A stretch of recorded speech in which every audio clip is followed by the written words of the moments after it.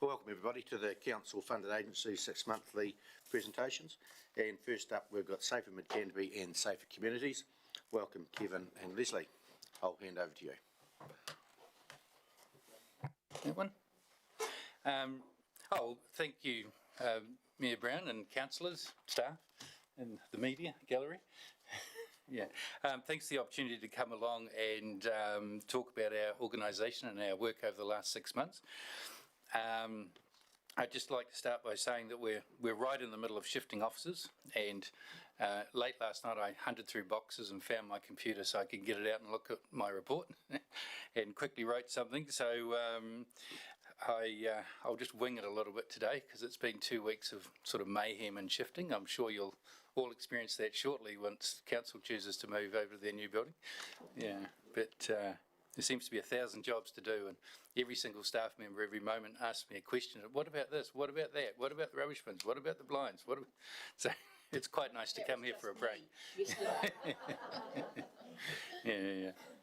Anyway, so so just over the past 2 years, just on that note, over the past 2 years, it's become very evident that we've outgrown our current space, with staff having to reside in other offices, and as such we embarked on an exercise to find alternative offices.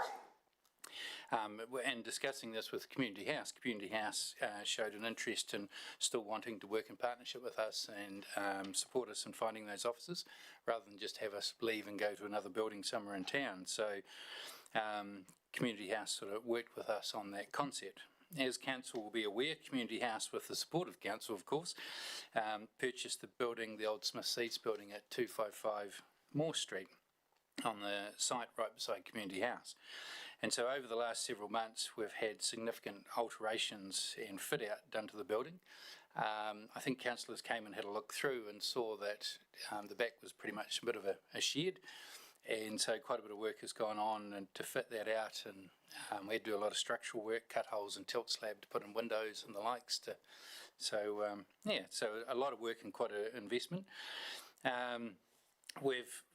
The fit out is now done, and this building now is capable of housing 38 staff, so from what it was, and we've done it in such a way that there's capacity to increase this up to 46 staff if there ever need be. So I think we're probably quite set for the future.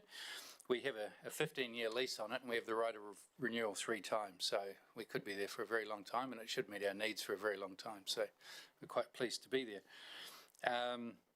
In the time I've worked for Safer Mid Canterbury, I think we've moved 6 times, so it's been quite a bit. We started in the old villa that sat on this site right here, and when I started there was experience. No, what do they call themselves? There was Ashburton District Tourism and the Ashburton Enterprise Agency in this building along with us, so a lot's changed since then. Council did support us to move to a nice building and invested quite a bit of money in the building on the corner of Cass and Tancred Street when we moved out, along with Grow Mid Canterbury, who moved with us. And unfortunately that building was red stickered in the earthquake, so since then we've popped around to do a few different sites and ended up in Community House, which was great, and now it's as an extension of that. We're in the, I suppose what you'd call an extended Community House sort of facility or a complex, so it's really great to be co-located in that environment. Community House will obviously have more tenants moving into the space we vacate, so it will be even a larger hub for services in the Ashburton district, so I think it's really nice to be there. The work on the building has now been completed apart from a bit of external work, but this has allowed us to move into the new building. And as I said, councillors did look through before we started the work, but we'd invite you to pop in at any time, now it's finished, just to have a look. Welcome you if you're just going past, and just come and have a wee nose. It's quite a different building, so it's quite good. This is an exciting move for us, which will allow us, all of our staff, to come together and provide an environment where we continue to serve our district in a responsive and professional way. It's been a long time coming, and is a significant achievement for our organisation to now have the ability to all work together in the same site, because we currently had staff split across 3 buildings in Ashburton. Another significant milestone over the last 6 months for our organisation has been the appointment of a team leader, 2IC, to our organisation. Over the last 2 years, a couple of years ago, we looked at changing our structure due to our growth and introduced teams within our organisation instead of sort of just being one big swath of people. And we appointed team leaders who are also practiced within those teams. That was a good transition and a good first step, which enhanced our professionalism and our services and provided better support to our staff. However, the board had always continued to hold a concern that too much of the organisation's knowledge and the knowledge around our finances, our contracting, sat with one person, which was the general manager. And so over that time, we've sort of worked hard to change our budgets and bring about the funding that we need to slightly revise our structural changes. And we've now put in a 2IC team leader. So someone who can have an understanding of all of the work and have an understanding of the contracts, the financing. And so if the general manager should happen to fall over or fall off a cliff in the mountains somewhere, we've got another person. And that's Lee, who's sitting behind me. Most of you have met. So she's 4 weeks into the job now. So I think myself and the board are very happy that we've now got that structure where we have somebody else who can look after that. Because as we grew, everything just continued to sit in my head, really, and it's nice to sort of get to that step. But it does take a few years to but to find ways that you can alter the budget so you can afford those sorts of changes. So it's worked in quite well. So a lot of work has gone into it, so it's great to have Lee on board. The other thing that seemed to punctuate our work over the last 6 months is how it's felt like business as usual. And by that I mean the turmoil of the last 3 years in trying to deliver services and operate a business seems to be behind us for the most part. In the past we were constantly having to respond to an ever-changing environment and deal with things around people being isolating, around suddenly not having 3 staff at work and those sorts of things. It was very difficult. And it does feel that we're now in a place where we can just get on with work and get the work done. So it seems to be a very settling time. So with the introduction of our 2IC, with the new building and the fact that things are settling, I think we're looking forward to the next few years of being able to continue just to deliver good quality services and respond to our community without having to worry too much about how we manage ourselves and our space and our teams. Don't get me wrong, we're as busy as we've ever been, but it's good to be able to just get on with it. As an organisation supporting the more vulnerable in our district, we're seeing more work and seeing clients that may not have required support before. Many of the issues we've always dealt with are still prevalent. However, the cost of living for some is making life quite difficult. And we are seeing people that we haven't seen in the past who are certainly struggling with some of the finances. And it would be fair to say that in the past, a number of our vulnerable people may not have been always gainfully engaged in employment, but now we're seeing families with 2 people engaged in employment and still having struggles at times with the costs.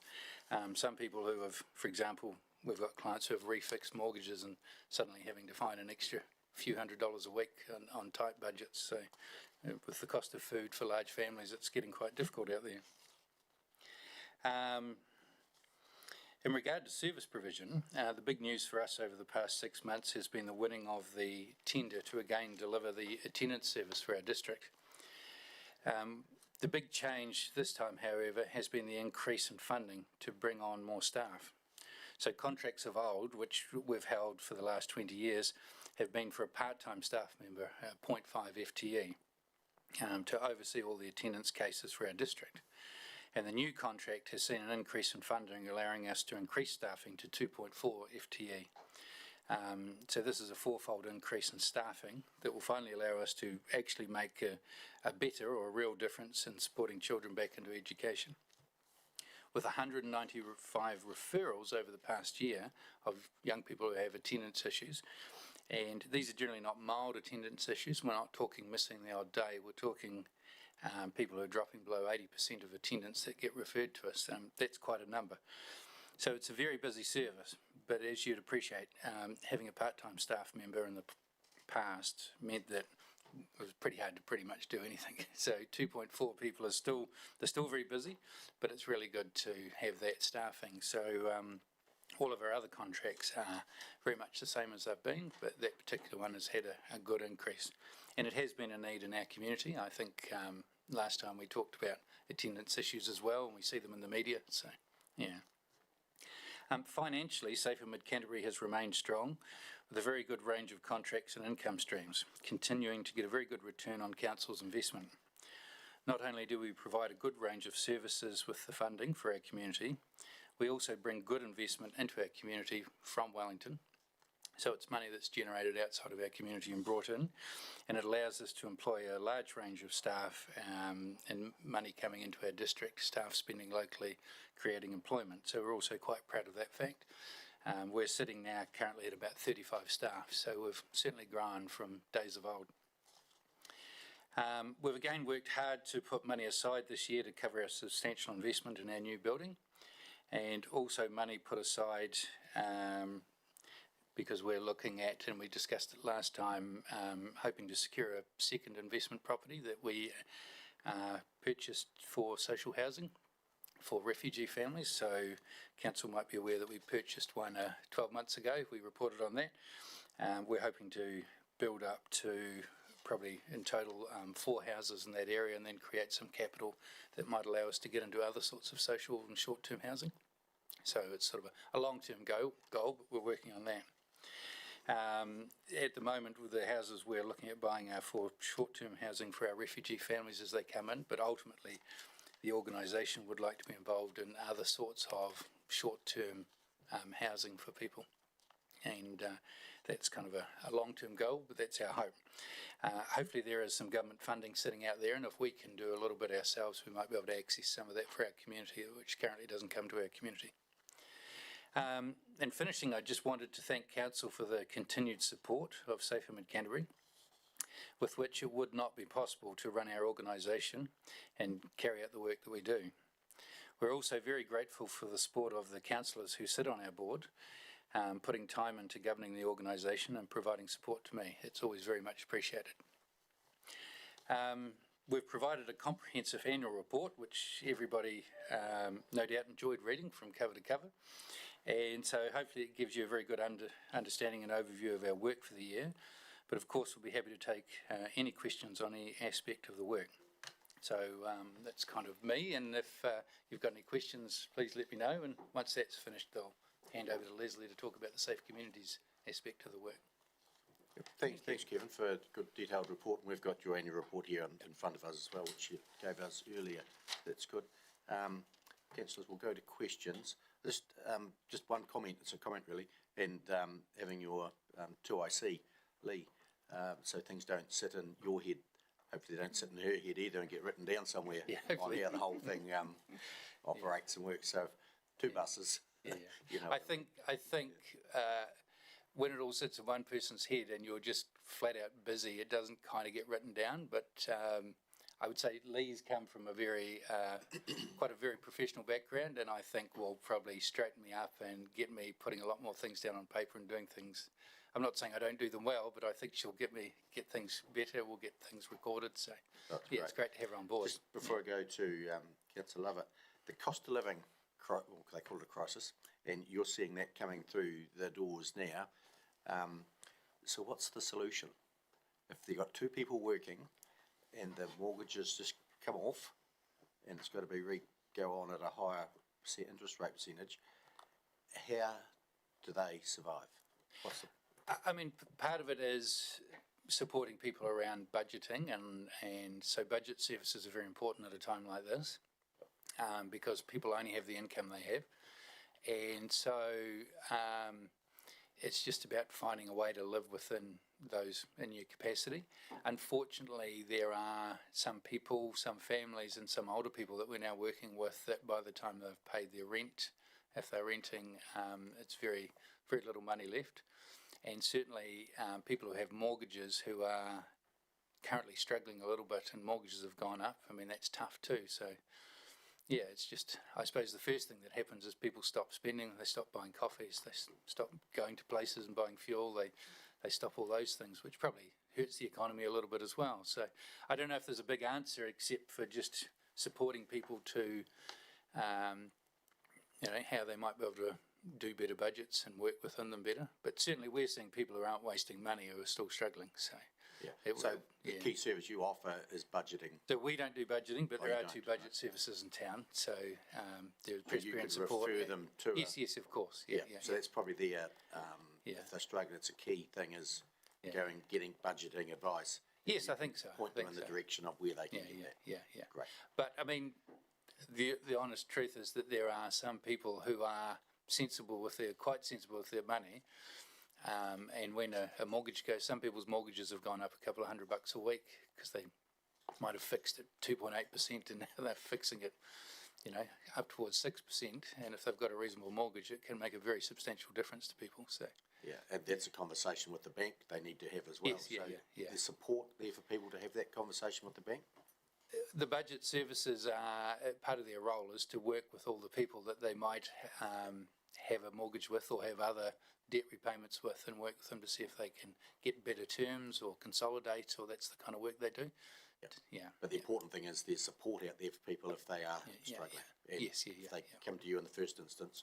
Yes, you're well, you can and direct them there's to where they need to go. there's a couple of budget advisory services, so we certainly refer people to them. Yeah, great. Councillor Lovett. Just following on from that, I was just going to ask, are you seeing some of the teenage children out working, putting money into the household? Because I know of one case where it's got to that to try and keep them balanced. Yeah, certainly. We certainly have families that are doing that, and we certainly have, teenage children and young adults living at home who are putting money into the household to support that. So we do see a bit of that. I think it probably happens more in the more traditional Pacific Island families and those sorts of things. Probably less so in European families, but it's definitely happening. The question I was going to ask, your client numbers, the attendees to all the programs, are you seeing an increase? We just see the year's numbers. Are you seeing a trend of an increase in numbers on the programs, or we're staying stable across the board year on year? One of the things about most of our government contracts is we're contracted for a set number. Okay. And so our numbers will generally remain pretty stable each year because that's what we're contracted for, unless we can get new contracts, for example.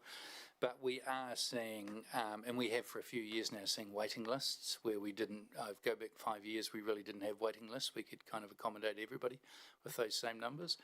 The reality is that our community grows as well. So for no other difference, we just have more people here, I think, as well. So, but we are seeing more complexity would probably be fair. And we are seeing a few more come through to the likes of our community connection service where they're struggling financially. So probably more in that area. I suppose a few of those clients we've never traditionally seen before. Yeah. Thanks. Councillor Brown. Yeah. Thank you, team, for all the work you're doing. Couple of questions, if I can ask. Homeless people, do you see an increase? Sorry, can you repeat that? I didn't quite hear. Pardon? I didn't quite hear, Sorry. Homeless people, do you find there's an increase around town of homeless people? We have anecdotal evidence and we hear people talking about it. There are certainly people that don't have houses to live in. I'm going to suggest that's a very good question for the CAB when they report, because they are probably the first point of contact where people refer to get support in that area.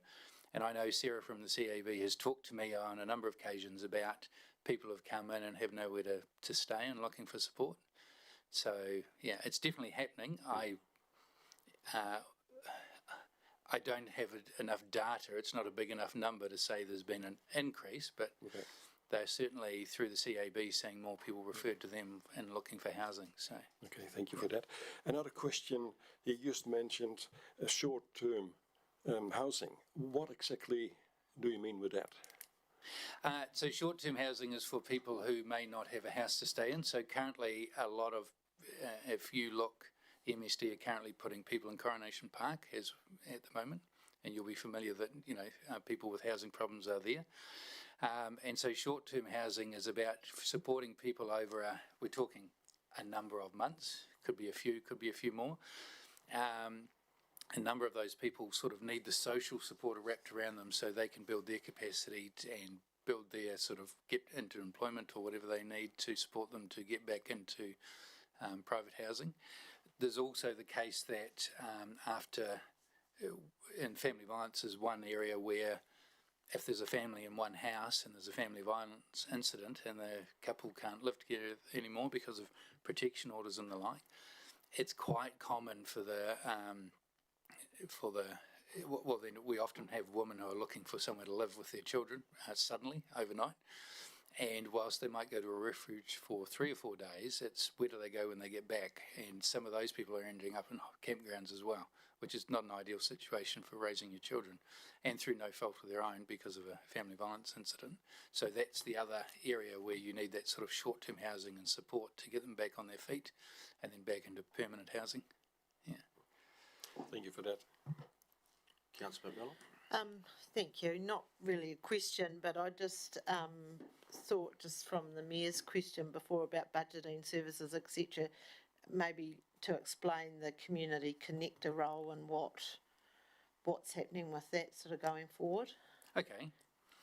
So we had, as many people around the country had, a contract called Community Connector. It started 2.25 years ago.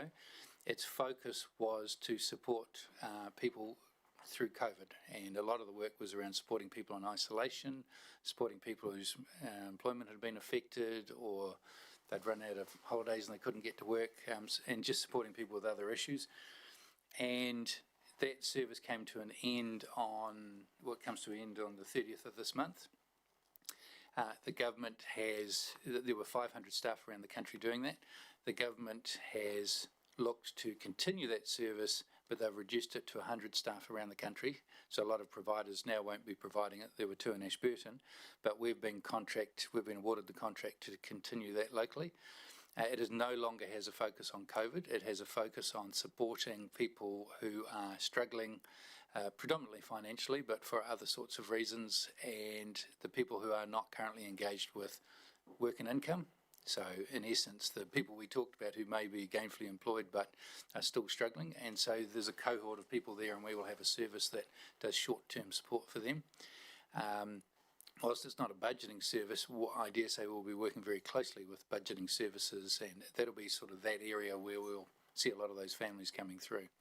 So, and when the government put 100 people in, they also put an additional 65 in for the North Island for a fixed-term contract to support people with Cyclone Gabrielle. But the other 100 are just generalist around the country because MSD, or Work and Income, realised that there are a large number of people that were needing community support but didn't necessarily need to be a client of Work and Income, and so best to keep them out of Work and Income and give them that community support so they can stay on their feet and not need that support in the long term. So that's kind of the idea behind it. Great. Yeah. Councillor Hooper? Thank you. The refugees, how are you finding, are they settling into jobs and homes and that now, or are they still looking to head to Christchurch? How are we getting on with them? They're settling very well. So initially we had a few families who moved, and when I say that, we're only talking 3 or 4, so we're not talking huge numbers. And the families that tended to move were the ones that came with older teenage children and young adult children. And they were looking for, that was early on. We didn't have an established community. I mean, if you're a young Muslim girl and you're looking for a partner, you're not going to find one in Ashburton. So I think the families with adult children were keen to get to the city, which, people of that age group do like to be in a city, as we know. But now we've talked to MB about the cohort of people that they send us, because there are Afghan refugees going to about 3 areas in New Zealand. And so we're getting the people with young families, and we're finding that they're far more settled. And we also have sort of created a nice little community now where people feel they've got other people to, feel part of and be part of. They don't feel so isolated and just on their own. And we've also found, the schools have just been excellent and in incorporating the young people into school and the work they're doing. So I think people are feeling settled, they're feeling their children are well settled, and a number of them are going into employment.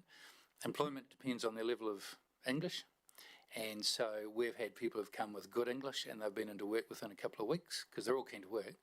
And then we've had other people who are probably going to take 6 to 12 months to learn English because they haven't got English, but once they do, they're all keen to work and they'll sort of end up being gainfully employed. So, yeah. Right. So it's working well. I think we've had no major, everything just seems to be settling in nicely. Cool. And just quickly, Tanya's role, are we making headway with getting kids attending school? Oh, yeah, sorry, we've got 2 Tanyas. So attendance. Yeah, I think, well, we have more staffing, so we have more time to spend with people. And so I think we are making headway. It is going well. The types of COVID was very difficult to work through because people would just say they had COVID or they're worried about COVID, or there's COVID in their household, or there's COVID at school and we don't want to send our children. And we had a lot of that. And a lot of it was, you've got an elderly grandparent in the home and they're quite vulnerable and they're not very well. And, COVID's going through the school. Do you want to send your children there to bring it back? And, so there was all that kind of stuff as well. So I think a lot of that's settling, which is making it a lot easier now. And so as we move on, we're really just dealing with, quite a range. But, we're overcoming a lot of obstacles. I think we're getting traction. We've just got more time to spend with people, understand the issues and correct them. Yeah. Just following on from Councillor Hooper, what is their attendance rate at the schools, do you know? I can't say what the rate is. Yeah. As I said, we had 195 referrals in the last 12 months for young people who had dropped below 80% across the district. And so, in saying that, I should just say that the Ministry of Education redrew the boundaries for, they don't call it Mid-Canterbury anymore, they call it Central Canterbury. So we also now cover Geraldine Primary and High School and Woodbury School. But we get very few referrals from there. They tend to be less in the rural areas. But yeah, so that's 195 young people of school age who have been referred to our service because they've dropped below 80%. So I can go pre-COVID and say those numbers probably sat at about 120. So they're higher now than they were pre-COVID. Yeah. We're hearing figures from the 2 parties at the moment. One's that's high, one's low, but it's other parts of New Zealand is quite alarmingly low compared to. So we've had an increase here, and as I said, COVID's made it really difficult. But we certainly are not in the same ballpark as some of the cities and some of the other areas. We're still, Yeah, just to follow that up, Mr. Mayor, I don't have the absolute numbers at my fingertips, but we did get some information, or probably 6 months ago, from the Ministry of Education. And certainly in the Canterbury context, the Ashburton district is not as bad as other parts of Canterbury, which of course is dominated by Christchurch. So I don't remember the numbers now, but it wasn't as dire here as it was in other parts of Canterbury, that was for sure. Councillor Wilson? I'd like to acknowledge the good work you do, but I'm just interested to see, because a lot of the programs are reliant on funding from quite a lot of government departments, and obviously that's in the news with an election coming up, how they're going to squeeze these departments. How long are the contracts for, and how certainty, because that's obviously the risk we face when you're getting money in from MB and all these different ones, and even the current government said 4 billion to be cut across, and it's easy the money's gone. So just how certain are we, that going forward? Because it's perhaps the risk, isn't it, we face? Yeah, well, there's always a risk, and in the non-profit sector, all non-profit organisations are 100%, community or government funded, so there's always that risk. I suppose in looking at the rhetoric around what they're going to cut, and in talking to the local MPs who have come to see us, they're very much saying frontline services will not be cut. It will all be backroom wastage within government departments. So that doesn't create a lot of fear for us. It still sounds quite positive. So who knows what will happen, but that's the rhetoric at the moment. Yeah. Okay, thanks, Kevin. I think that's all the questions we have for you. But so we'll move on now to Leslie's Safer Communities report. Thank you, How Leslie. long have I got? 15. Okay. Right. Allow time for questions. Though. Okay.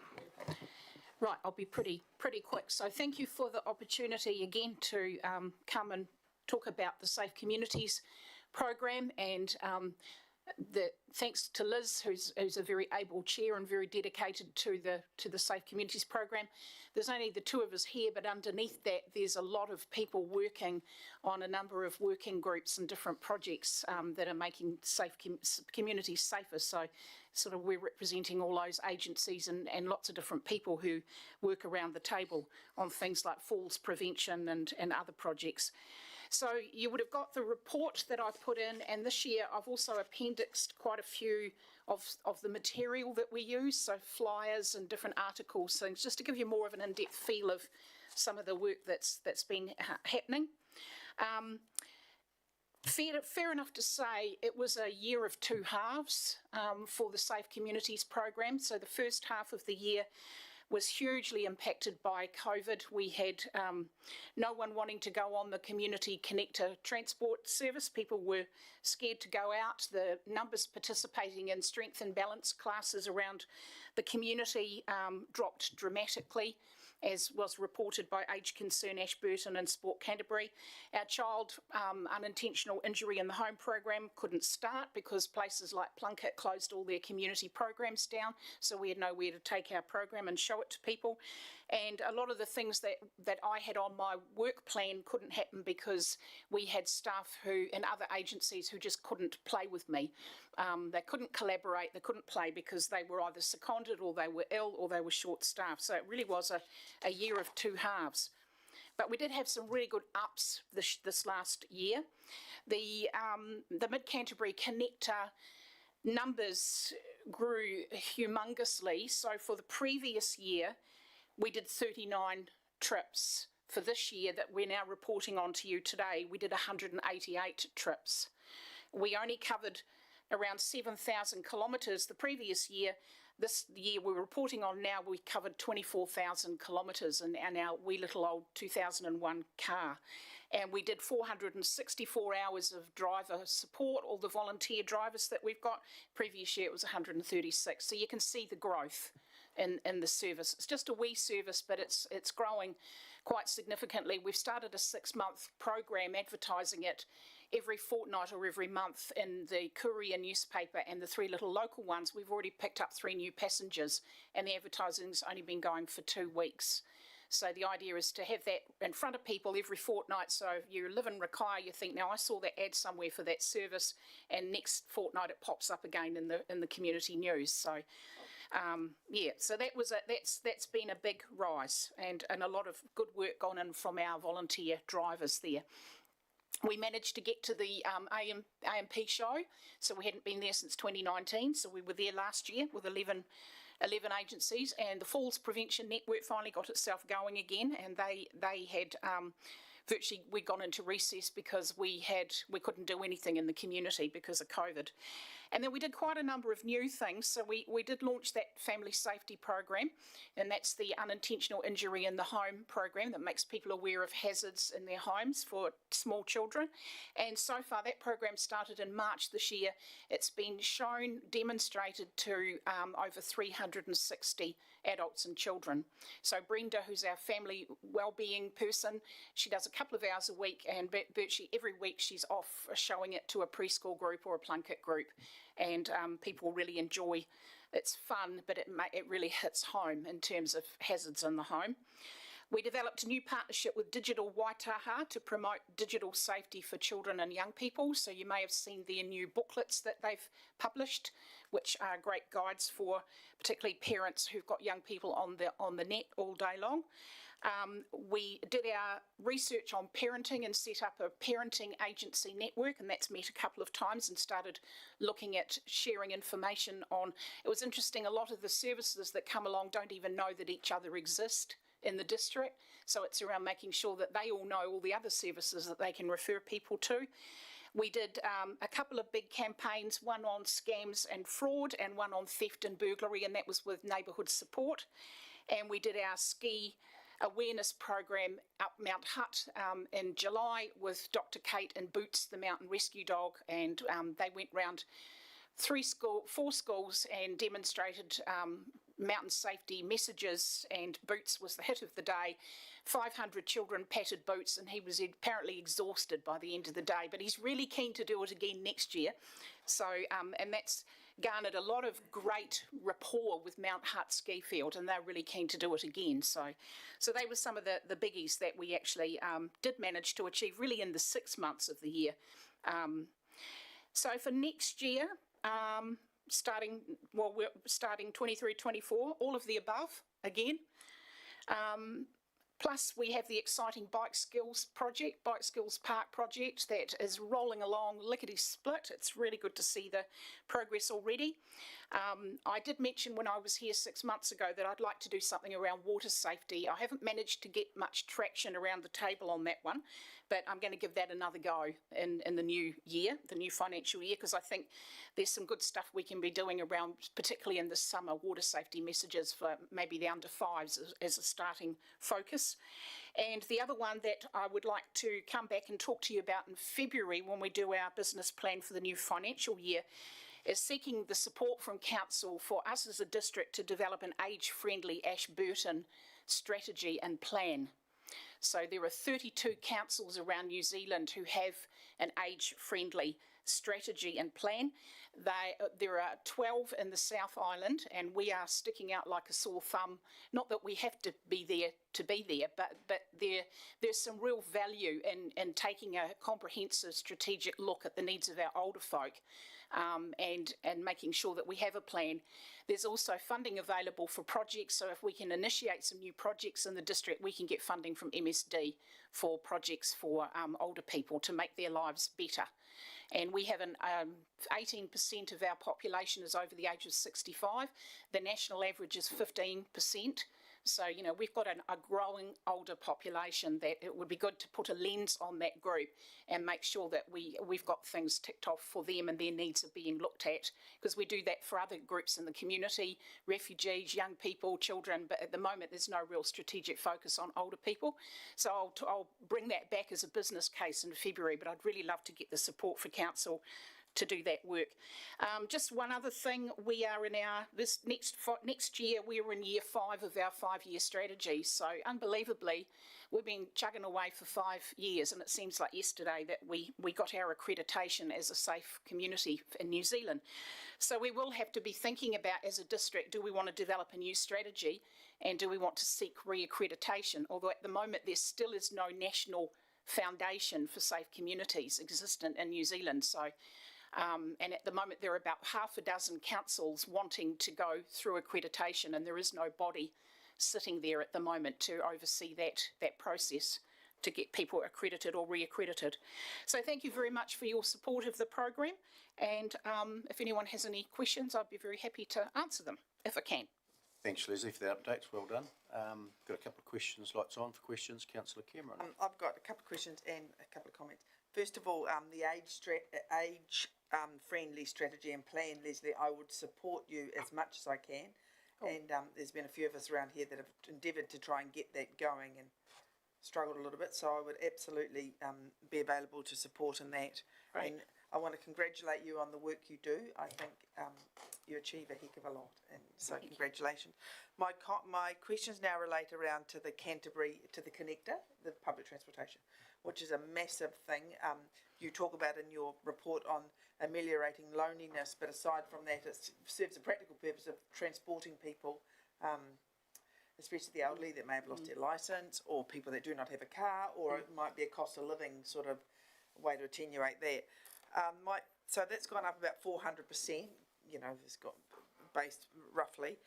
If you look at that, do you believe that there's a role for that type of initiative in our towns, primarily in our larger town, which is Ashburton? Do you think there could be a role for that? Well, we're actually developing a partnership at the moment with the Rakaia Community Association, who would like to have a vehicle for their town. Yes. And with the idea that we would then hire it or sublease it, so we can provide that service we can then geographically kind of split the district. So our wee car would be working more up this end of the district, down into Tynwald and Hines and around here, and the other vehicle would be going Rakaia, Medfin, Chertsey, into Ashburton and home to be parked in Rakaia.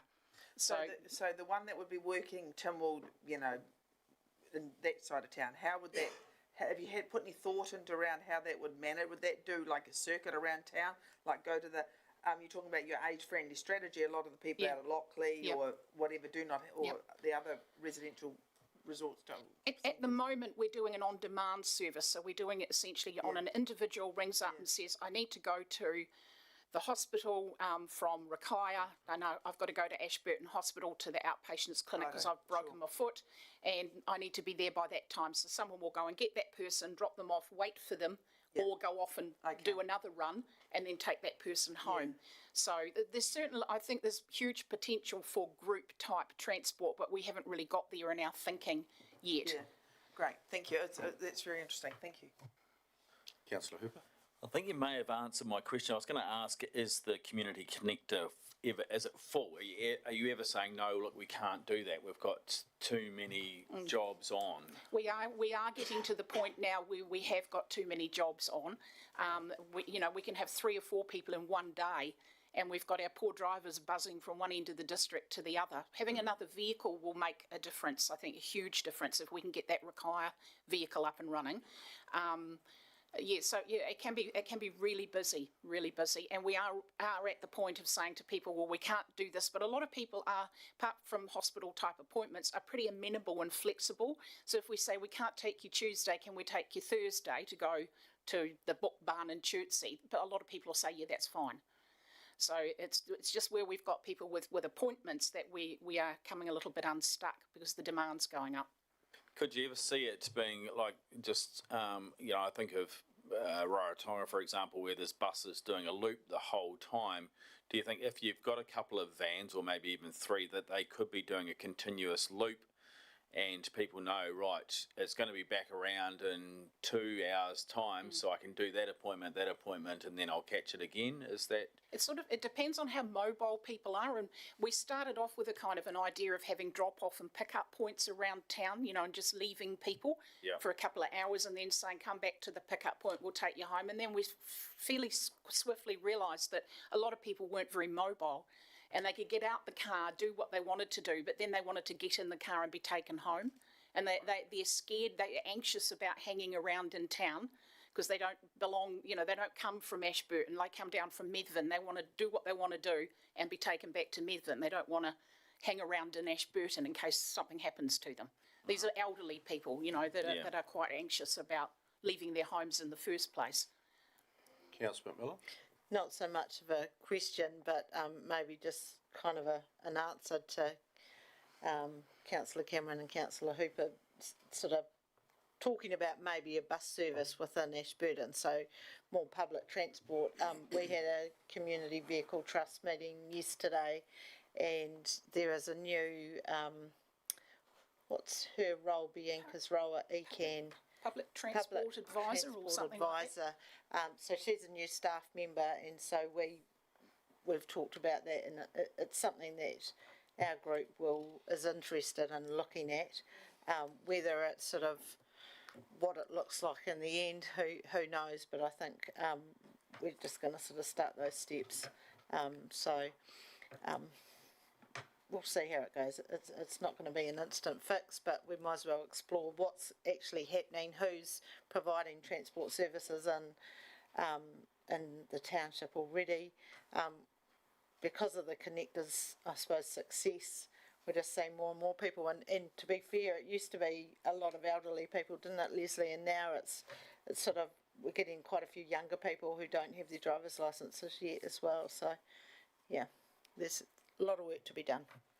Yeah, there is, and we submitted to Environment Canterbury on public transport, and we asked Environment Canterbury to have the discussion with us, our community, as to what public transport could look like in the Ashburton district. And I think now's the time. We submitted back in, was it April, I think, something like that, of this year, and the annual plan is now in action. They said they would connect with us. Liz, you and I are going to be in Environment Canterbury tomorrow, so we might have a chat with the chair and just tell them we're now ready to engage, so he can get people from their side to engage with us. So probably timely reminder, and we'll do that tomorrow. Councillor Wilson. It leads on from Councillor McMillan's question about, do you actively engage with the clients of the connector service that, you know, haven't got a license that can drive, you know, because it's rather than building your clientele in the bus service, but not, some of the people may just need to get their license, you know what I mean? And do you actively connect the two things together, the licensing program and the bus? Most of our people historically have been quite elderly, or have had, like, we've got one lady who comes down from Medvin whose husband died, and he used to drive her everywhere. So, you know, she was stuck, but her sister lives in Ashburton, so she comes down to see her sister and have lunch and, you know, go back home again. We've got a number of young ones who are, we've got one who's coming, who's doing the council's driving program, but he hasn't got his licence yet. We've had probably about one instance where we've said to somebody, you know, you should probably think about getting your licence, but most of them are older people who no longer drive or who just don't want to drive anymore. They're scared of being on the highways there, you know, there's too much traffic is the feedback we get. Too many trucks, they're scared, they don't want to drive down, they want to be driven and be safe, so. That's good. Just in your report, you've got the pamphlet on the connector there, and it's got the prices. Most of it's $10 a ride. Do people balk at the price, or do they think it's a fair price, or they're not worried about the price?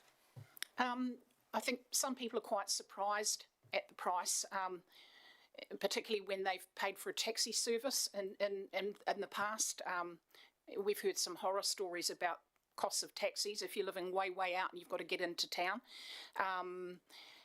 The fares are covering about 70% of the petrol costs, but we are going to review the fares at the AGM in November. The Trust has indicated it would like to just have a look and see. But for most people, I think it's affordable, which is what we want to see. We don't want people having no money left to spend on anything because they've given us all the money for the fare to get down to Ashburton. So, and some of the people are quite generous. Some of them will give you $20, $30 instead of $15 because they want to. So, because they feel that the service is valuable to them, and they'll give a bit more money, and we take it and put it in the cash tin. Yeah, and Environment Canterbury actually give you a little subsidy as well. Yes. Not a lot, but there's a bit in there which we're all rated for, which also helps. I think that's all the questions. Thanks, Leslie. A great report. Well done. Keep up the good work. And Kevin, thanks well for your work too. Lee and Jeanette, support in the back. Thanks for coming along and giving that support. So we'll see you, if not before, in 6 months' time for your next report.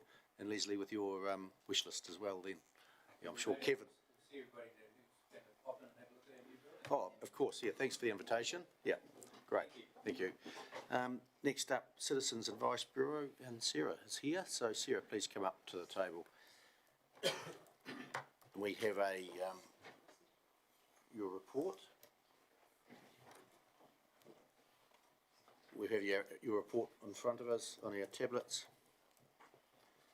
So if you'd like to speak to it, that would be great. And we'll go to questions after that. Thanks, Sarah.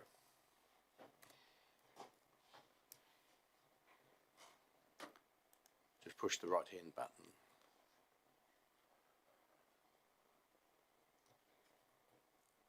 It's got very cold outside. Sorry, I'm all rugged up.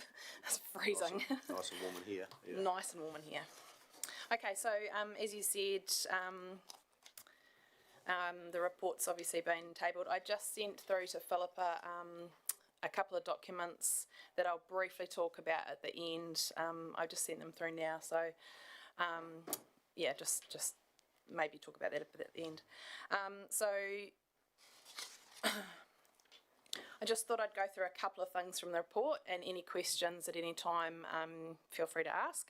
And then some more questions at the end, and then I'll just briefly talk about the other stuff that I've just sent through.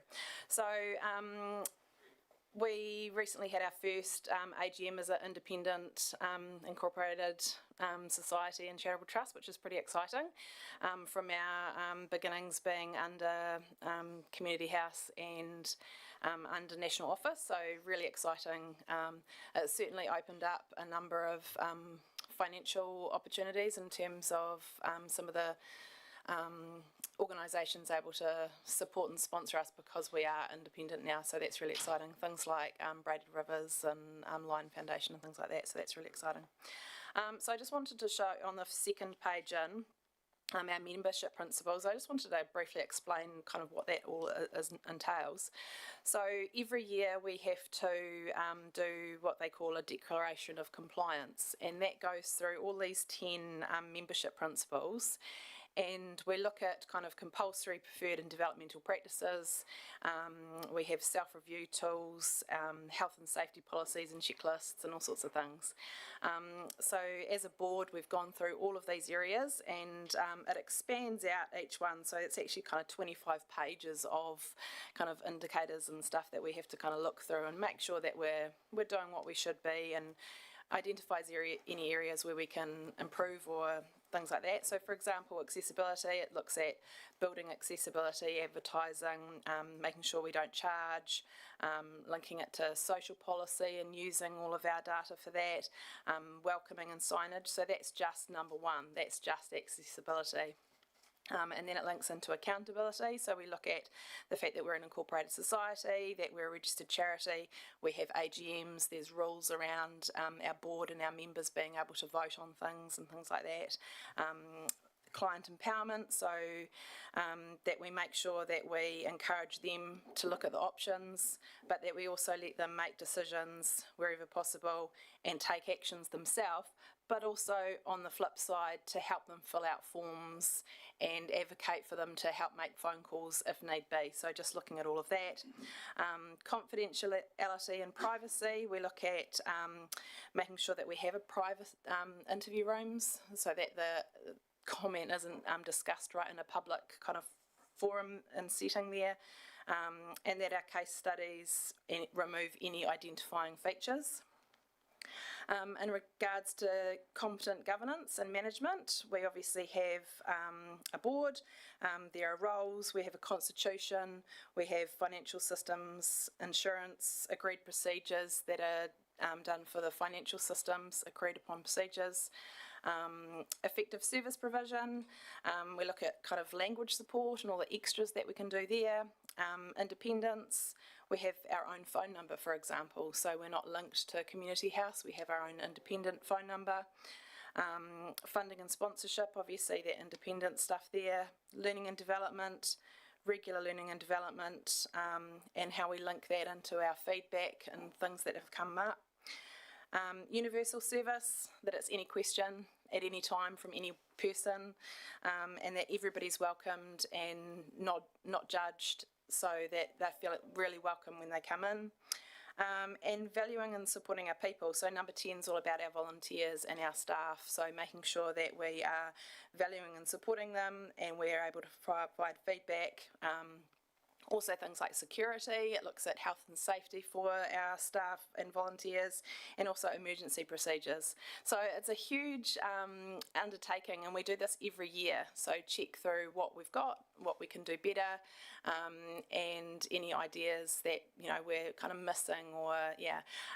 So we recently did this, and yeah, we're doing incredibly well. We are meeting all of our compulsory indicators and excelling in most of them. So I think you can be pretty proud of what we've achieved in the 3 years and what we're achieving now. So yeah, exciting. I've got the 25 pages here if anybody wants to ask me any questions on those. And then I thought I'd skip to, it's actually page 11. I just wanted to talk about our direct person-to-person provision. So as you can see, when we first started, we were only open for 7 months. We did 369 clients, and this year we have done 717 inquiries. So it's a huge increase, which is pretty exciting. The difference between client interview and reference, again, the reference is just a quick reference. If, say, somebody wants the phone number for the SPCA and we give them the answer, that's just a quick reference because it's just one, whereas an interview is more in depth. So we're talking to them about their problem with their neighbour and how they're going to go about it and giving them multiple places to go to, then that would be a client interview. As you can see, the tech support, we haven't, the library's done some incredible jobs, so we're kind of just referring people to the library now in terms of tech support. And immigration clinic, that's just ticking over pretty quietly. Yeah, but really exciting. Most people are face to face and client, and like I said last time as well, we still have capacity in terms of that social media type space, which once we start, we need to be able to fill. So it's kind of it is a gap there, but something we don't want to plug for a little while and then not be able to maintain. So it's just quietly in the background there.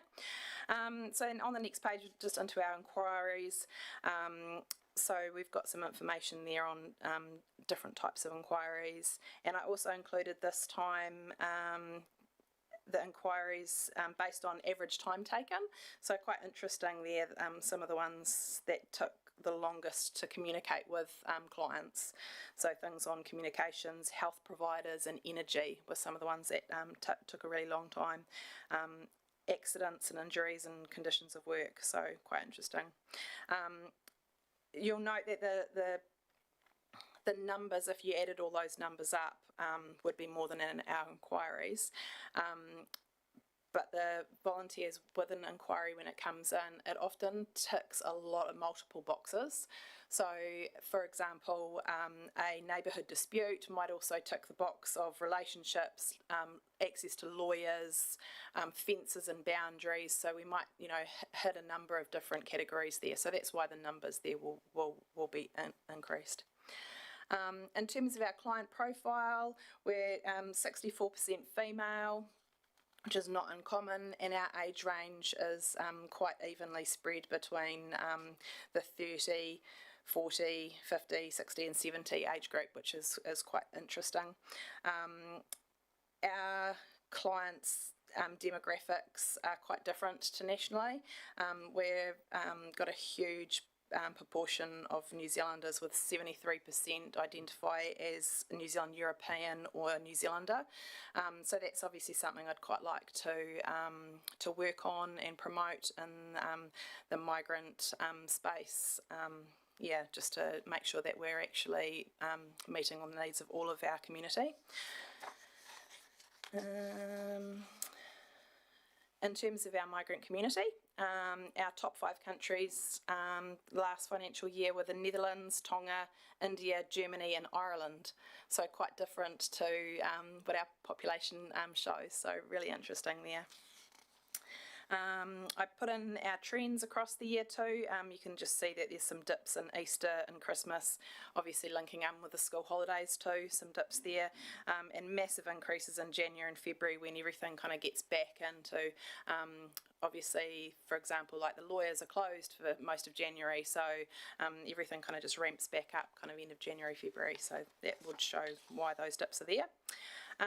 We've had some incredible funding support this last year, which is great. Obviously, you guys are just phenomenal, and I really do appreciate all the support that you give us, not only financially, but some of the councillors and staff from the council as well just support our service so much. It's really appreciated. We've also had support from COGS, lotteries, Community Trust Mid and South Carinabury, Braided Rivers, Lion Foundation, Vodafone does the national 0800 number support system. Safer Mid Canterbury and Stats New Zealand, we got I think $300 for helping be an accredited location to help people complete stats forms. So yeah, like I said, obviously they're all our funders. And you can see the financial report there. Now this year we had more Markhams go through our finances. They do an agreed upon procedures from National Office, so it's the same kind of process. They look and check for the CABs around the country. So it's it's quite a good system. They're looking for all sorts of stuff, which is great. Yeah. So any questions? I think what's coming up is we're looking at more obviously increasing the volunteer numbers, looking at extra clinics, opening hours to see if they are meeting need. In November we've got 2 clinics running on the Incorporated Societies Act. So all incorporated societies need to make some changes to their stuff. So we've got 2 sessions running in November with Community Law Canterbury. So hopefully that will provide some support to all our community groups and hobbies. I know Sport Mid Canterbury are looking at doing, Sport New Zealand are looking at doing something for sports clubs, but hopefully this will support all the, the other clubs that don't fall into that support. Yeah. So any questions? Thanks, Sarah. I'm sure that. there'll be some questions. Great report. Very well presented. Thank you. Thank you. I have a couple of questions. CABs around the country, Yes. do they reside in libraries at all? Yes, yes, a lot of them. Yes. A lot of them do? Yeah, a lot of the ones around the country have been built with CABs in mind. So a lot of the new ones, I want to say particularly in Auckland, but that was obviously a little bit controversial, but all the new libraries, the little smaller ones, there's over 35, I think, CABs in Auckland. So, yeah, definitely, absolutely. Okay. Well, obviously, we all know that we've got a new library opening Yes. in Civic Building Yeah. in December. Your home is in Community House, which is great. Yeah. And that's obviously your choices. But just thinking about your clinics that you run, it may work that you hold them in our new library, so perhaps a better space where more people can come. I'm sure there'll be some interaction between yourselves and council about the use of the library for getting your messages out there. And supporting Absolutely, people. Neil. I think personally, it's probably something our board is looking at in terms of a risk to our organisation, is the development of the library. The library now is doing a phenomenal job in terms of supporting its community, and I guess we're kind of just that next step in terms of being able to talk to people and having that time to talk to them about things. I do think in an ideal world it would be nice to have been known about and thought of in the planning stages at the beginning. I know we've had a couple of meetings and it's been indicated that there's not space for us, but I do think that it would be the ideal fit. I know we want to be independent and not want to be seen as a council facility in terms of if there are complaints against council issues that we need to have our own independence. So if we did go into with the council, then that would need to be made aware. Definitely looking at doing some. Yeah, I just feel like there's going to be a lot of people coming to the council wanting to ask the same questions that they'll come to us for. Yep. So I think we just, as long as we're open and can talk about that. Yeah, I think we all need to put our thinking caps on and see how we can deliver a better service for our community. Yes. Don't know how, but let's have a think about it. Yeah, I totally agree, and I'm happy to have that discussion. Yeah, absolutely. We'll wait for you to initiate Okay. that with us when we're open. Yeah. Later. It'll be next year for that conversation. We'll be using the tail end this year just to move in and get set up and so forth. I have made some inquiries with the library in terms of resources, and just to make sure that we've got a whole pile of kind of compulsory kind of core resources that we're supposed to have, and just to make sure that either that they were just having that conversation about this is what is needed for a community, this is the stuff that's needed. So Okay, thanks. Councillor McMillan. Thank you. Thanks, Sarah. I was just going to ask how many volunteers you have at the moment, and are you sort of getting new volunteers all the time? Is it tricky to get volunteers? We've currently got 17 volunteers. 2 of those are not accredited volunteers. So the likes of our treasurer, Tiffany McRae, she's on our board, so she's not a volunteer. So we have to have a certain percentage of accredited volunteers on our board. So we do have capacity for an extra 1 or 2 looking around the table. If anybody wants to join our board. so definitely, I think with a lot of other organisations, this town is very heavily got a huge volunteer based. Lots of stuff happens with volunteers. Yeah, there's a lot of work around trying to recruit some more. We're currently doing our minimum. If we get some more volunteers, we can be open longer hours and things like that. So absolutely want to recruit some more. Yeah, thank you. Councillors Todd and Mackle are not saying no to being volunteers. You don't turn up to the meeting, you get on the board. There you go. But yeah, if you want volunteers around the table, just approach them as you want to. If you need or want someone on your board. Brilliant. Yep. Don't be shy. I just wanted to talk briefly. Has anybody got any more questions on what I've just No more talked about? questions? No. No. Kira, So you mentioned about Auckland. So the CAB North Shore did have you heard about Impact Lab? no, So not Impact really. Lab is basically Sir Bill English is the chairman of it, and it's essentially helping groups to put a figure on social impact and kind of delivering services that are social rather than kind of the not-for-profit sector essentially. So they obviously, after the Auckland stuff, they did some research and they looked into relationship inquiries through the North Shore region, and they looked at putting kind of a dollar value on what they did. And so kind of looking at a social return on investment is what it's called, as SROI or something. I think there's a small O. So what they looked at was that CAB North Shore empowers individuals with knowledge, confidence to address any challenge they are facing in their lives.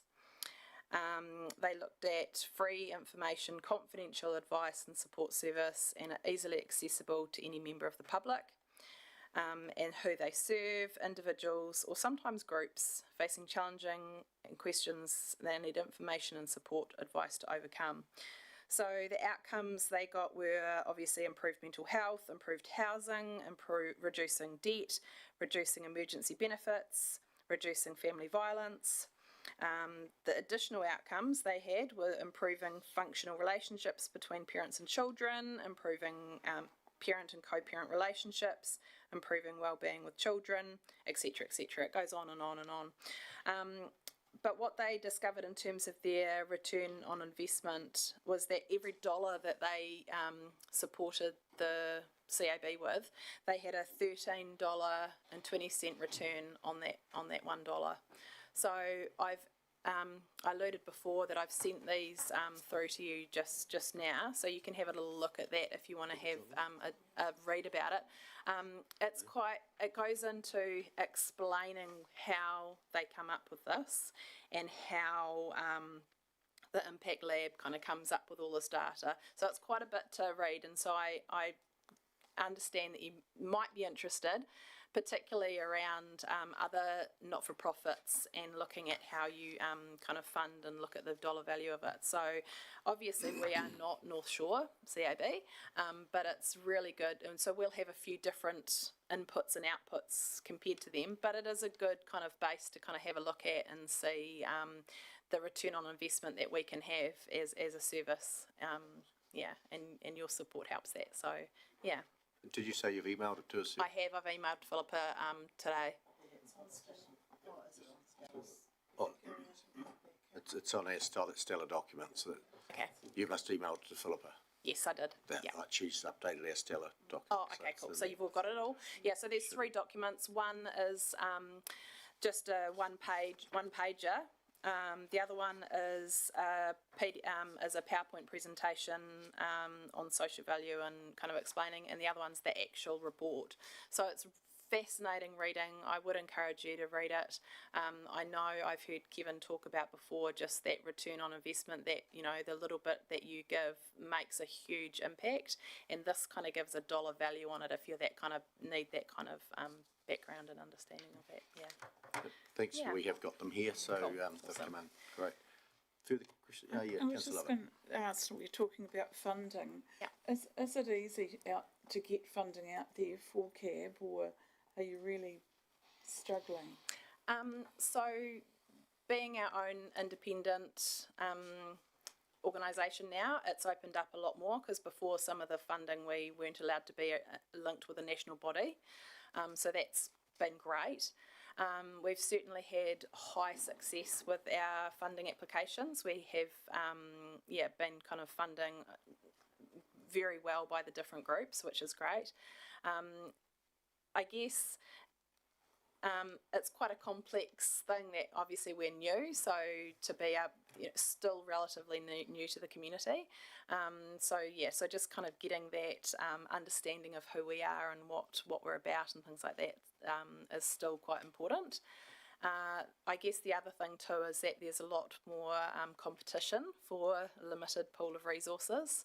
The more, I guess, support you give us, then the less we're taking from another very deserving organisation in the community. So, yeah. We all know where our money comes from, Yes, our ratepayers. absolutely. Thanks, Sarah. It doesn't look like there's any more questions, so thank you for a very good report. Thank you. And we'll see you, no doubt, in the future. Thanks. Thank you. Next up, we have the Ashburton Trust Event Centre. Roger and George, welcome. It's not called the Ashburton Trust Event Centre anymore, though, is it, Roger? Hello. Is it Braided Rivers Trust Event Centre? Just the Ashburton Event Centre. Event Centre, yeah. Okay. We must update our details this end and drop the trust out. Push the button again, George. We still are the Ashburton Trust, a charitable trust event centre, so we are a charitable trust. The naming rights for the theatre are Braided Rivers. That was changed. When the trust changed its name. Yeah, Licensed stayed the trust. same, yeah. So just, yeah. Yeah, trading as the Ashburton Event Centre. Yeah. Oh, yeah. Actually, that's a good, we have, do we have a report? I don't think we do have one. We do? Events, there we are. Got it. We're all on our screen. So, Yep. Roger, the floor's yours and George. Okay, so like it would be fair to say that I think we have turned a corner from where we were 2-3 years ago. I've reported numerous times now about the effect COVID had on the entertainment industry and our venue in particular. But I think it would be safe to say that the start of this year, it was slow to start with, but it certainly has turned a corner, and the event cycle is starting to come back again. A lot of it is community event. It's 62% of what we're doing are community performances or community events. The touring side of our events is still very slow, so the national touring events are still very slow to come back. One thing that we have noticed is a lot of them are sticking to the main centres. Regional venues seem to be missing out on quite a bit at the moment, and I think that's just the promoters are risk adverse, not wanting to risk coming to the region or touring in general. So I think it's probably going to be another 12 months before we see that side of the industry return. The ones that we had towards the end of last year, towards the end of the first half of this year, they were ones that were booked in previous and were affected by COVID. So we did end up with a huge number of events in that last half of the financial year, which was very good. It certainly brought us through very strongly to the end of the year. It was a very, very busy cycle. The downside to it is when you start putting that number of events through in that shorter period, you tend to lose quite a bit of your audience. They just can't afford to go to everything. So some events were very good. Other events suffered because of that. So I think going forward, the planning cycle as far as when events are coming, we do talk to the promoters and you try and convince them not to try and cream the market, but when the touring New Zealand, you're just a slot in their calendar. So it's very hard to try and talk them out of a date. So, you know, it's, for us, it's very good. Like, we still get paid, but you do feel for the promoter sometimes when we don't sell particularly well. One of the things that has been very good, you know, going into the end of this financial year, or the last financial year, was those, or a number of the touring events that did sell very well. They actually got to the point where they're actually putting on additional shows.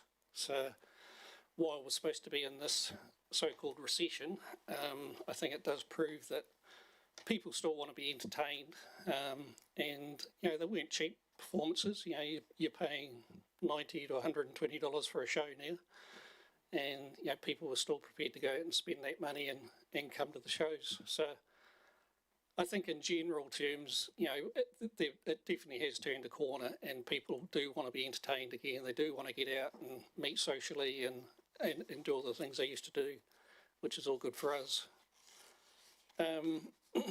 As I say, the community events are just outstanding. You know, a number of them were badly affected by COVID, and they did cancel events, but most of them now are back on board. You know, there's that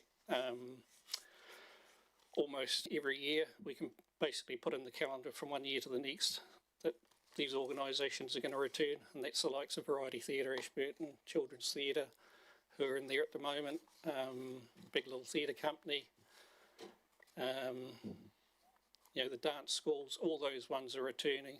And the other good thing about the community ones is a lot of the schools now are starting to use the venue for their productions.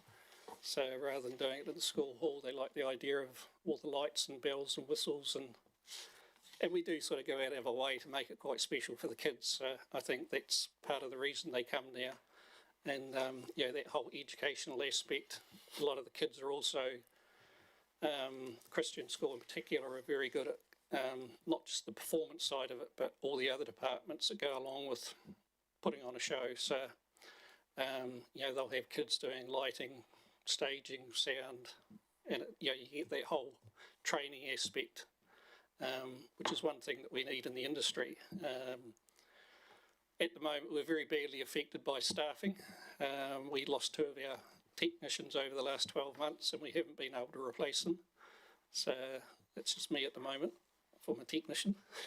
So we are, well, not struggling, but we are making our way through it. But going to the market, trying to find people to fill these roles at the moment is near on impossible. I've been trying now for almost 12 months to find technicians, and they're just not out there. And it's not just us, it's there's probably six venues in New Zealand currently looking for technicians at different levels, even down to the convention centre in Christchurch. You know, a brand new venue with all the flashiest gadgets, and they can't attract people. So I think, you know, COVID had a huge effect on the industry, with a lot of technicians and people like that having to go out and find other jobs, and they simply haven't come back. So it is a concern, and you know, that aspect of being able to train kids from school level is an area that we've sort of always done. Over the last 12 months, I think I've had 2 kids from the college come through just in gateway programs, and they've got a genuine interest in that technical side of it. So they spend, I think it's 5 weeks with us, and just get a taste of, you know, what's involved in being a technician at the venue. And yeah, it's good to see them wanting to do it, but it's going to be a long time before they get to the point of, you know, being able to fill the roles that we're looking for. So it is a concern, but at the moment we're making our way through. I'm not going to be too, I'm not pushing, like, we are still advertising the roles, but I'm not pushing hard until next year. At the moment we'll get through Christmas. We always have a quiet period from January through to sort of the end of February. So, yeah, I think that's the period when we'll start looking again and trying to find those people to fill those roles.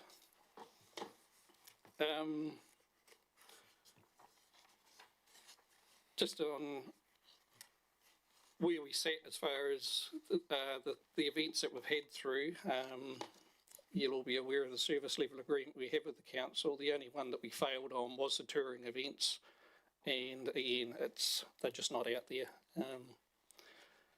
We got to 13 out of the 20 that we were looking for, and most of them, well, not most of them, but probably a good 30% of them were ones that were affected by COVID and returning. So, if you took them out of it, it would have been a fairly grim sort of a picture as far as touring events go. The likes of Ben McDonald, who has always come, he's probably bought four shows a year normally. He's only got one at the moment. So it's a huge gap to fill in the market at the moment. But yeah, as I say, community events, conferences, and the ATEC procured events have all gone very well. And that's up against what we were doing, during COVID. It's a huge jump again. So it's the flow-on effect from that is, your bar and catering and all that side of it improves. Across the board, the venue sort of functions a whole lot better. Repairs and maintenance, we are sort of getting to that point where we're 15 years old now. There's a lot of stuff sort of starting to wear out and wear thin. There's been quite a bit of capital expenditure in the last 12 months on plant and equipment. One of the major purchases was a new elevated work platform, an essential piece of kit for the venue. So that's been upgraded along with security systems and just general repairs and maintenance around the venue. And it's an ongoing thing that's probably going to keep increasing over the next while we, as I say, with 15 years old, some things are starting to wear out. And just on a financial point of view, I think, I'm very happy with where we've ended up, even though we did have a very slow start to the financial year. As I say, that last quarter was outstanding. So we did finish the year off in a very nice position, which is unusual. Hasn't been like that for a number of years. So sitting very nicely as far as, bank accounts go and, the income against expenditure. And it is that's enabled us to do that capital expenditure and replace those items. But yeah, that's it in a nutshell. It's it is very, very nice to see that it has bounced back, and you can sleep a bit easier at night, and knowing that the money's there and it's all rolling along quite nicely. And as I say, the biggest concern at the moment is the staffing and not being able to get those technicians. But I think it will happen eventually, and it's a concern, but not a major worry at the moment. But I'll hand over to George, who'll cover off the financial aspects. Yes, well, Thanks, George. Thank you, Roger. Just maybe make one point that he's talked about the staffing and the staff leaving. We have been able to cover off at the moment the requirements for the sound technicians by hiring a consultant who was one of the previous employees, so he is coming in to do a lot of the shows. So whilst it's a bit disastrous in that we haven't got a permanent staff member, we do have the ability to put on all these major shows with the help of an independent consultant. And in actual fact, at the moment, Roger, I think that would be cheaper than having a full-time consultant on board all the time. So as long as that continued, but there's no real guarantee of that. So it is a wee bit scary, but we have covered that bit off. Concerning the cash flow, it's certainly been an improved cash flow, but a lot of that is because of the loyal support from people like Variety Theatre. The Jesus Christ Superstar show this year generated considerable income for the theatre and also an overall profit, which also contributed to our position, and that was reasonably substantial. We have kept under review the charges where possible and increased some of the charges, but have been mindful that because of a lot of community events, we didn't want to totally put all the charges up, but where appropriate, we increase the charges. And we've certainly reviewed the bar and the catering charges, and I think this year the bar probably had one of the best years ever. So that was probably because, and it was reasonably profitable for us. The other highlights in the financial is our patron base, which we've talked about for some years. The ticketing side of the business, it has settled down to become a reasonably significant contributor also to our income base, and more than covering the cost of actually the service for that. So it's been another pleasing aspect of that. As far as the expenses are concerned, yes, the wages were down on what we expected because of the resignations of the two key people, but some of that went into paying consultants to cover those shortages of staff. George, we don't have your financials, so we're Yes. just listening to what you're telling us. Yes. So you may want to pop a few figures in there too, because we haven't got the numbers ourselves, but. Right. Thanks. Well, the income for the year was 802,000, and we had budgeted 733,000. And I think in Roger's report he indicated all the areas, which is in Roger's budget. All the areas were up, and that's quite pleasing. The expenses, the major expenses, wages, and we were down 50,000 on our protected wages because of the resignations during the year, but was made up with consultants.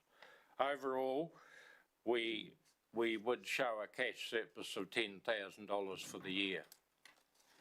But the financial accounts will show a loss because of depreciation. And at the end of the year, the financial position was sound. Thanks for that. You account for depreciation, but you don't fund it. They're currently being done, yes. Yeah, it's unfunded depreciation. Yep. Yeah. Thanks for that. A few comments.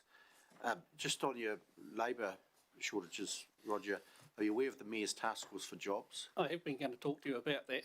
Oh, yeah. Because we have a person here who getting younger people into work, not necessarily always younger people, but generally focusing on younger people. Yeah. So there might be someone there, our person here, which we can connect you up with, may be able to get someone for your position, perhaps. So yeah, we could. One thing that, or one reason that we haven't probably picked somebody up straight away is we are looking for somebody that's got that upper end experience that can, if I'm not in the venue or away, can actually cover the role without me being there. The junior technician that we have taken on, you know, it's going to be probably 2 or 3 years before he's sort of at that level where he can comfortably say he can run the venue while I'm not there. So there is, you know, we are looking for somebody that's already got that high level of experience in technical and running the venue. It's a health and safety thing too, like making sure that people coming into the venue are operating things properly, and so there's a wee bit to that role that, you know, I would want, you know, an experienced person taking it on. Yeah, if you sent the job description through, then Yeah. we may be able to fit, may not, but may be able Yeah. to too. So that there's a start with the job description. Just a couple of comments. The Cabernet one that I went to had a lot of reports back on how great that was, local talent. I think you had 3 nights of it all sold out. Yeah. And comments also had back was, what a show for the price of it. Yeah, it was absolutely amazing. So, Yes, they undersold themselves really. oh yeah, and I think people are asking need a repeat, but Yeah. yeah, it was really. And that is the good thing is, you know, they've basically got people on the hook now, and you can go back and do it again and maybe charge a bit more next time, and I think people would still pay it. Oh, for quality like that, you would. Yeah. Councillor Hoover. Thank you. I was kind of leading on from that. Attendance-wise and profitability, community events versus the national ones. Are the community events streets ahead? Yeah, so like we do a community rate, which is probably roughly half the rate of a itinerant hire touring event. But again, with it being 60% of what we're doing, there's that balance there where you can justify saying that, the community event is financially viable for, to have, because we're doing so many of them. And, again, we don't just make it out of the venue hire with the community events, it's also all the add-ons. So, while it might be cheap to hire the venue, the community events require a lot more of our services, so we make up quite a bit of revenue just from providing the services to the community events. Right. Whereas an itinerant hire, most of them will bring in their own people. Okay. And you charge a bit more for the venue, but you don't make quite as much out of labour content and that sort of thing. And So- attendance-wise, which percentage-wise? It's very good. Like the last 12 months, we'd be sitting around 80-90%. So like, there's a few events, as I said, the touring ones, because there were so many in that period that did miss out. But generally, all the promoters are very happy with what we're doing. Okay, so community and national are on a par as Yeah. far as attendance goes? Oh, absolutely. Yeah. The ones that are probably going to struggle a wee bit at the moment are the like Showtime Australia, who are doing repeat, Queen and Neil Diamond, they come year after year. I think, if you're struggling with finances, you're probably going to look at it and say, well, I saw it last year, I won't come this year. So I think they'll be the ones that struggle. Councillor Wilson? I note within the thing you've got upgrade to the PA system and the theatre lighting. What have you, how are you going to tackle that? Because obviously the cash flow shows we're not making huge licks of cash to stack away for it. So how are you looking to deal with that in the future? It is a work in progress. We have sort of been planning towards this for the last 3 or 4 years. And again, as you say, the financial side of it is something that still needs to be evaluated. But we are working towards, like a lot of as I say, a lot of that equipment is getting to the age where it does need to be upgraded. Still works fine at the moment, but, as with a PA or anything like that, if it drops out on second night of a performance, when you're doing 7 performances, you're in deep trouble. You can't just replace it overnight. So it's something where we have been trying to, the maintenance side of it and the upgrades, keep on top of it so we don't get to the point where we're, it's too big a climb to get back to where we should be. The next stage, though, is to do a major look at the key capital components and actually physically go out and get grants and fundraising to actually fund some of this. And we're looking at a figure in the order of 800,000 over the next 2 to 3 years to do some of that sort of work. We have been very supported well by and this year the scissor lift was funded by the Lion Foundation.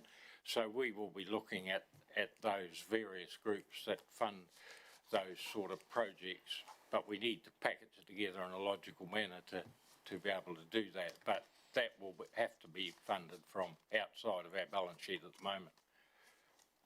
Yeah, and as you say, Roger, George, the facility's now 15 years old. Yeah. The seats haven't had anything done with them, bar cleaning. The carpet's 15 years old. The paint's that's coming up. You've alerted that to us over the years. Yes. You've given us a 10-year budget.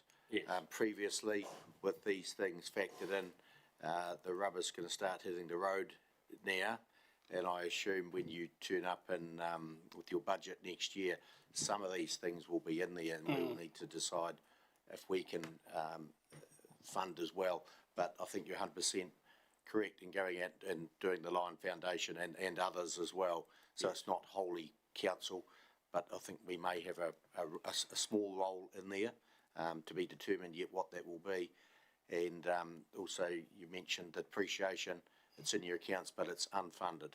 Yes. Yeah, which is not an ideal. And I know over years gone by, councillors, I've mentioned that to previous councils that the depreciation is unfunded and it will hit one day, and that day is coming up. So we need to be aware of that.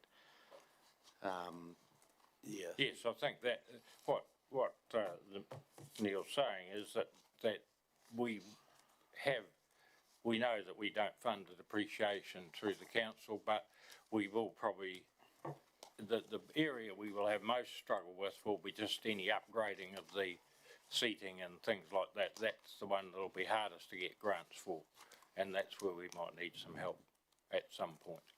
Yeah, you've alerted us to that. That's good. Councillors, any further questions? If not, no, well done. I'd just like to thank you, George and Roger, for your dedication, commitment, and your committee. There's a committee behind you as well who looks after it. The event centre, it's a great facility. I hear no complaints ever come from there. The shows that go on, the facility itself, it's looked after 100% presentable. It's a really good facility. And also like you to thank the volunteers on the nights of the shows who, you've got quite a few of them, and they make sure everyone's seated and has a drink and something to nibble on as well. So pass on our thanks to them as well, because they're a really important part of the whole little family you have down there. Yeah. I think it was roughly 720 odd hours they put in last year. Yeah. So it's huge, and at the moment we couldn't operate without them. Correct. Yeah, So, they are essential. pass our appreciation on to them as well. Thank you. Thank you. Just one last one from I Lynette. was just going to say, I'd back that up too, because we're part of the Stars of In Your Eyes. Oh, yeah. I was backstage, and look, I can't speak highly of enough of the staff and the volunteers down there. They went in there and beyond their ways to help us get that show going, and it's really been great. Great facility and great people, and very helpful. Thank you. Thank you. It's good to hear. Yeah, interesting enough, I was at the theatre one day and this guy turned up out of the blue and said, I'm here, I wouldn't mind to be a volunteer. And he's been volunteering for that. He's happy to stick at it. Like, it's not just a volunteer for a couple of hours. He's there most days doing 8-hour days. And, yeah, it's a school teacher that's on a sabbatical that And he wants to be there now for loves theatre, so. Yeah. Great. Thanks very much, and Thank we'll you. see you in 6 months' time, if not before. Thanks. It's taken us to the end of the agency reports, so I'll adjourn the meeting and we'll break for lunch. Thank you.